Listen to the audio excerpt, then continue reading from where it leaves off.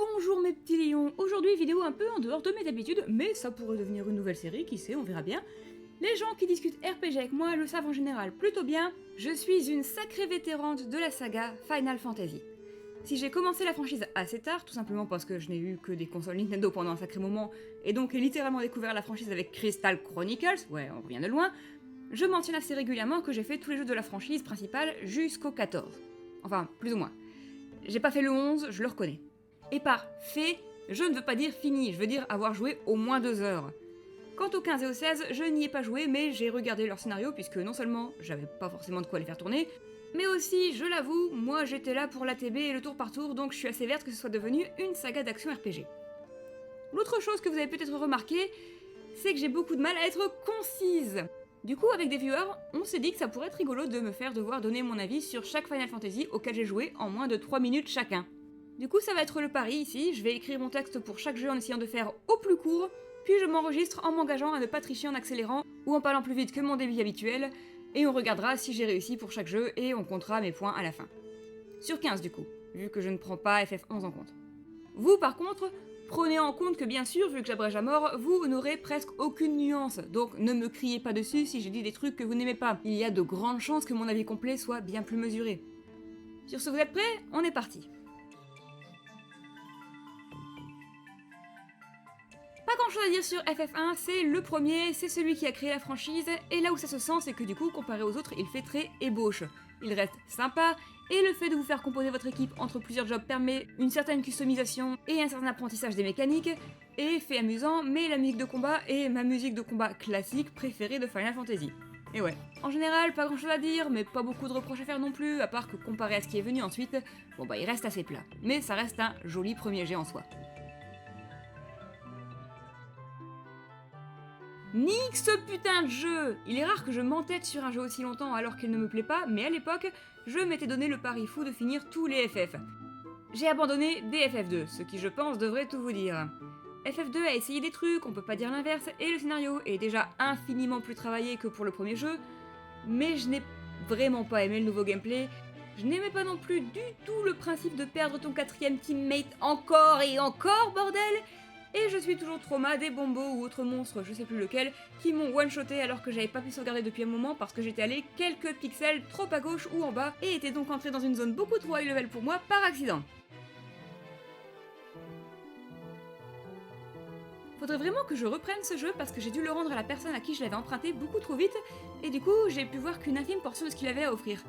J'aimais énormément le système de jobs, à la surprise de personne, et ce que j'ai lu et vu sur l'histoire du jeu m'intéressait pas mal. Je me suis quand même un chouïa renseigné pour avoir le background des raids de la tour de cristal de FF14, et ça m'a donné envie de le reprendre, mais comme je n'y ai joué qu'une seule fois et moins de 10 heures, je n'ai tristement pas beaucoup de retours à faire. Eternal Wind est un immense banger. Mon souci avec FF4 tient avant tout en le fait que mon frère me racontait toute l'histoire au fur et à mesure qu'il avançait dans le jeu, et que du coup j'ai fini par m'en lasser. Superbe histoire, hein, les personnages les plus solides depuis le début, pensée spéciale à Cécile, Kain et Golbez, mais aussi à Rydia, que j'aimais particulièrement quand j'étais ado.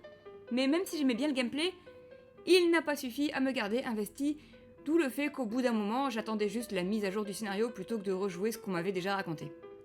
S'il y en a qui veulent faire tous les FF mais ont peur de s'attaquer aux plus anciens en craignant qu'ils aient mal vieilli, j'aurais tendance à leur dire que c'est un très bon point de départ.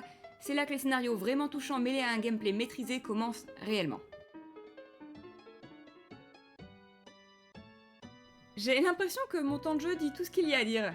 Dans FF5, on oublie les scénarios torturés de FF4 ou FF6, on part sur beaucoup plus simple, même si efficace quand même. Par contre, on révolutionne énormément le gameplay en repartant sur du FF3 en plus poussé. Le système de jobs n'a jamais été aussi complexe que dans ce jeu. La magie bleue transforme le jeu entier, comme vous jouez les mêmes personnages du début à la fin, ou presque, vous n'avez pas à craindre de favoriser l'un ou l'autre, le jeu récompense tout autant l'exploration que l'expérimentation, ce qui vous donne l'occasion de marcher sur certains boss si vous avez fait les bons détours avant. C'est une vraie pépite de programmation, avec la première BO que je trouve parfaitement exceptionnelle dans la franchise, et des personnages qui, si moins profonds que la moyenne, arrivent à m'être tous sympathiques et sont en plus subtils qu'ils n'en ont l'air. Merci à Dissidia de m'avoir poussé à y jouer alors même que c'était la pire pub possible, vu comme ils ont flanderisé Bards, et l'ont résumé à un job optionnel qui est très loin d'être celui que je préfère utiliser dans le jeu. Bref, jouez à FF5, il est trop bien, et regardez mon savon marqué dessus. J'ai un peu honte vu la popularité de ce jeu, mais en fait, jouer à FF6 après FF5 a été un désastre pour moi. Revenir à un gameplay où chaque personnage a sa propre classe et basta, ça m'a fait mal et j'ai très vite lâché l'affaire. Et pour pas aider, je crois que ça doit être sans rire le jeu qu'on m'a le plus hypé de la franchise. Et quand on te hype à fond un truc, bah soit tu finis par avoir des attentes énormes qui seront forcément déçues, soit tu finis par en avoir marre qu'on te hype et tu y vas avec du ressentiment. En tout cas, c'est comme ça que je marche. C'est ce qui m'est arrivé avec Clair Obscur par exemple. Et ici, ça a totalement été le cas également. J'ai regardé le reste de l'histoire parce qu'on m'affirmait que les personnages étaient incroyables et le scénario génial et... En fait, j'ai seulement vraiment aimé 3 des protagonistes sur les 12 de l'équipe. Je préfère le cast de FF5 que j'ai trouvé plus attachant dans sa simplicité, ce qui est dire. Oui, Kefka est un super méchant. Ultra jeté et barré avec un boss final de dingue, mais il ne suffit pas à me faire aimer davantage ce jeu pour autant. Peut-être qu'un jour j'y reviendrai sans ces attentes et sans sortir tout net d'un jeu qui appuie sur tout ce que j'aime niveau gameplay, car en plus, même comme ça, je pouvais voir que le jeu avait plein de qualités, mais en attendant, c'était une de mes grosses déceptions. J'ai fait FF7 une fois entièrement, puis plus jamais, mais j'en ai gardé un excellent souvenir. Malgré un monde qui me parle très peu, vu que je suis beaucoup plus fantasy que science-fiction, le scénario a vraiment réussi à m'agripper. Les personnages sont très intéressants, et d'ailleurs je tiens à signaler que je suis arrivée avec des a priori sur Cloud, qui, à l'époque où j'ai fait ce jeu, s'en prenait plein la gueule sur internet. Alors qu'en fait c'est un protagoniste fascinant, beaucoup plus fragile et vulnérable qu'il n'en a l'air, mais sans manquer de charisme ou de force de caractère pour autant. Je crois que lui et Cécile sont parmi les protagonistes que la série a le plus fait grandir encore maintenant. Le gameplay, bon heureusement j'y ai joué avant FF5 et non pas après, mais du coup je l'avais trouvé parfaitement agréable à l'époque. Et en vrai encore maintenant, dans mes souvenirs il est quand même vachement customisable, donc il y a au moins ça. Le monde est bien fichu, en fait il y a presque rien de raté dans ce jeu, donc je comprends tout à fait qu'il ait eu l'écho qu'il a eu. C'est sans le moindre doute une des plus grandes réussites de la série. Maintenant, j'aurais beaucoup donné pour l'exact même jeu remis à jour, et non pas plein de Nomura d'échanger en action RPG qui cherche à être un jeu à scénario et un open world, alors que ce sont deux styles qui ne vont pas franchement bien ensemble. J'admets néanmoins qu'il y a aussi eu beaucoup de très bonnes idées dans le remake et Rebirth pour l'instant, donc j'attends de voir où ça nous emmène.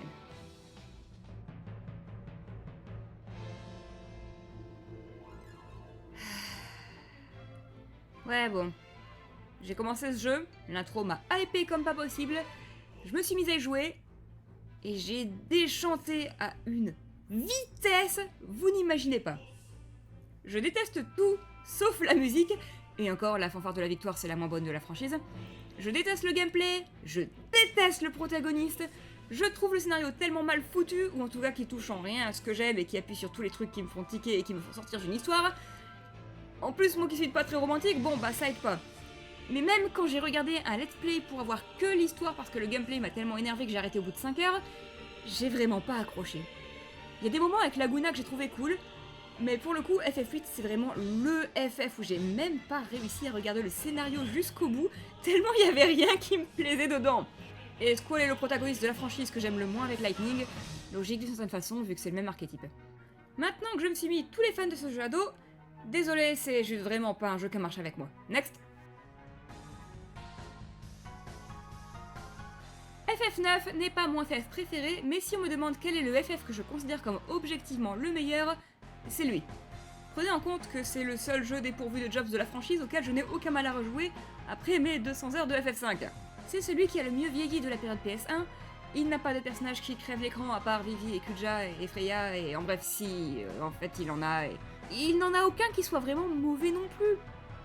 Il a aussi certaines de mes zones préférées, comme Traîneau, des musiques parfaitement emblématiques, dont pour un grand nombre je n'ai jamais trouvé le moindre bon remix qui garde l'ambiance de base. Oui, c'est toi que je regarde, Dark Messenger. Mais en vrai, je crois que c'est ma BO préférée de Uematsu. Il a des thèmes très matures, même si parfois mal passés dans la traduction, un monde que je trouve incroyable, un gameplay aux petits oignons, et en plus sa difficulté est parfaitement dosée. À l'exception d'Ozma, tout est challenging, sans être trop difficile je trouve. C'est drôle parce que ce jeu fait plein de trucs que normalement je n'aime pas, comme séparer l'équipe et donc te forcer avec certains jobs et pas d'autres à certains moments, ou bien handicaper un de tes personnages, et pourtant ici ça ne m'a pas gêné tant ça se mêle bien à l'histoire. Chapeau à ce jeu, sérieusement.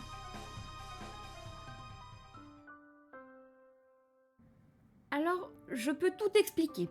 Déjà, il faut savoir que ce jeu a été ma porte d'entrée, ou plus exactement le 10-2, que j'ai décidé de compter là-dedans, vu que j'ai 60 heures de jeu dans le remaster sur Steam qui sont comptabilisées dans ces 115 heures, et que je ne sais pas combien sur ces 60 heures sont dans le 10 et combien sont dans le 10-2.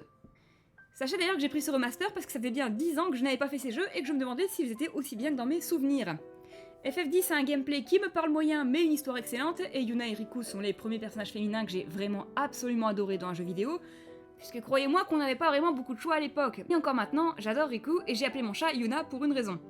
Chapeau aussi à Touzan Arkand qui arrive à me faire chialer avec une facilité déconcertante. Tidus c'est pas le protagoniste du siècle, mais il grandit beaucoup et ça m'a plu. Quant au 10-2, il avait un potentiel de malade et beaucoup de bonnes idées qui malheureusement tombent toutes à plat. Il a en revanche, niveau jobs et ATB, mon système de combat préféré de la franchise, ce qui veut dire qu'ironiquement, j'y retourne plus qu'au 10. Toujours pas réussi à avoir 100% ceci dit. Oh, et pour conclure, on va parler du mème du rire. C'est ce mème qui m'a fait comprendre, à l'époque, qu'Internet soit adorait couper les choses de leur contexte pour leur faire dire l'inverse, soit était con comme une brique. Vous êtes au courant que le rire il est fait pour être forcé à ce moment? C'est même toute la scène. Il se force et c'est ridicule et horrible, mais il se force jusqu'à ce que ça devienne sincère, et le moment où c'est sincère est tout de suite plus naturel. C'est dit noir sur blanc. Qu'est-ce qui ne va pas chez vous? FF12 est probablement un des jeux qui m'a le plus laissé de marbre de la franchise. Je vois ses bons points, je me rappelle avoir beaucoup aimé le personnage d'Ash par exemple, la musique est sympa et il y a même certains morceaux que je m'écoute beaucoup, même si je trouve que c'est un jeu qui se cherche une identité sur certains aspects. C'est un peu un jeu de transition, alors qu'il tente de lâcher la TB pour se diriger vers l'action RPG, et c'est d'ailleurs précisément là que j'ai décroché le plus. Le gameplay ne m'a vraiment pas accroché. L'histoire non plus pour être franche, d'ailleurs je ne l'ai suivi qu'en diagonale par la suite. J'aimais bien le système d'expérience qui dans mes souvenirs était plutôt cool, mais ouais, un peu de marbre comme je disais. L'Ars IT Pipou est très utile dans mes souvenirs.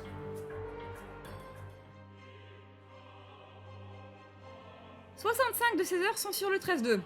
Comme bien des gens, j'ai pas franchement aimé ce jeu.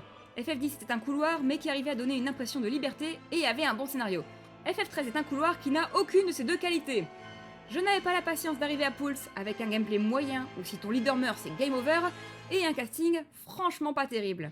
J'ai tendance à oublier à quel point je n'aime pas Lightning, qui est un de mes protagonistes de FF les moins aimés, parce qu'elle n'est même pas le personnage de FF13 que j'aime le moins. Non, c'est Snow le personnage que je déteste. Je hais ce type, c'est le personnage de FF jouable que je déteste le plus. Je le trouve à chier dans ces 3 jeux. Y a rien qui va, il est insup. En comparaison, Hope a le mérite de bien évoluer, Fang et Vanille d'avoir une backstory intéressante, Salas d'être attachant et Serra d'avoir le 13-2 que j'ai pour le coup infiniment plus aimé. Noël aurait presque sauvé la trilogie si ce n'était pour Lightning Returns qui le ruine un peu. J'ai platiné le 13-2, non pas que ce soit si compliqué que ça. Je n'ai pas tenu plus de 5 heures sur le 13 et n'ai même pas trouvé le scénario si bon que ça. Quel dommage. Ouais, c'est un MMO, il triche, il doit bien y avoir 116 heures qui sont juste mes dailies pendant plusieurs mois. J'ai joué à FF14 pendant pratiquement 2 ans en me connectant minimum 2 fois par semaine avant d'arrêter aux alentours de Heavensward, et non pas parce que je n'aimais plus, mais parce que... peu importe à quel point j'essaye, je n'aime pas jouer au MMO. À un moment, j'ai découvert un donjon avec des gens que je connaissais pas, qui le connaissaient sur le bout des doigts, j'ai rien compris à ce que je devais faire, j'ai fait une crise de panique devant mon écran. Tu dévites ta rotation, tu fous tout en l'air, et j'en passe. Le jeu est exceptionnel, hein, un super univers, probablement le meilleur scénario de tout FF jusqu'à la fin d'Endwalkers au moins, car oui, j'ai continué de regarder le scénario tellement il était cool quand même. Il a aussi une BO de zinzin, et j'en passe, j'ai très peu de reproches à faire à ce jeu en réalité. Et les mêmes de l'époque Shadowbringers continuent de me faire rire, mais le souci restera toujours si, oui ou non, on apprécie ce genre de MMO.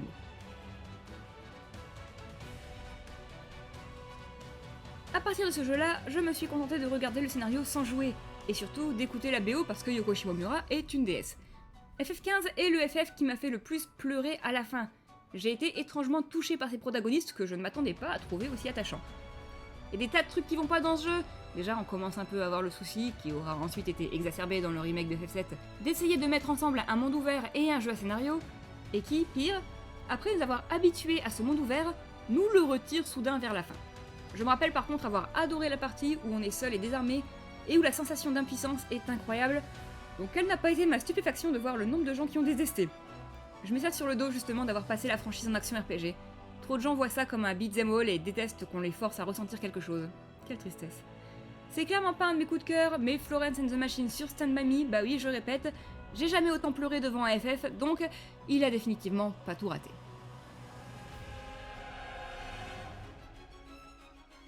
Final Fantasy XVI est un jeu très spécial pour moi car les retours que j'en ai eu de la part des proches et qu'il s'agit du meilleur, sans compter le 14 qui est à part, depuis le 10, le plus complet et travaillé, et il est vrai qu'il a l'air très confortable et qu'il est très bien foutu sur bien des aspects.